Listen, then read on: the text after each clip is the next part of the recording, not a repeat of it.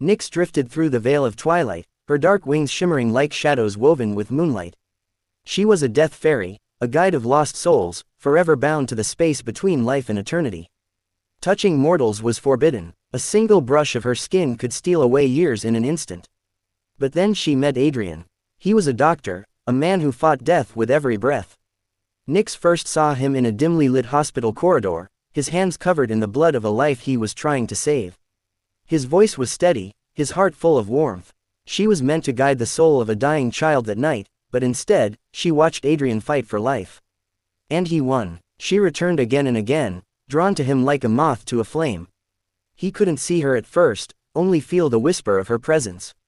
But one fateful evening, as he stood on his rooftop staring at the stars, he turned and met her gaze. "You're not human," he murmured. "You weren't supposed to see me," she whispered. But he did, and he never stopped. Their love was inevitable. It was wrong, dangerous, but irresistible. She warned him of her curse, showed him what a mere touch could do. When his fingers brushed against hers, a silver strand of his life unraveled, aging him in seconds. He simply smiled. "If I die in your arms, it's worth it." Nyx tried to stay away, but Adrian always found her. He would reach for her, ignoring the years slipping from his body. His once dark hair turned silver. Lines crept across his face. But his eyes, those warm, patient eyes, never changed.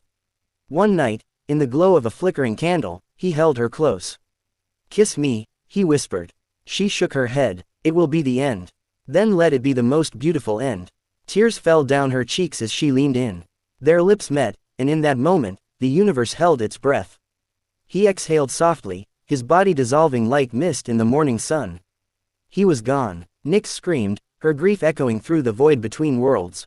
She searched for his soul, desperate to guide him, to find him again. But he was nowhere. He had simply vanished. The next day, she wandered the city streets, lost in sorrow. That was when she saw the baby.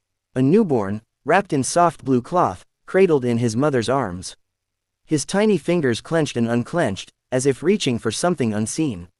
Then his eyes opened, golden brown, warm, familiar. Adrian's eyes. Nyx gasped. The baby blinked, staring straight at her, and for a brief moment, she swore he recognized her too.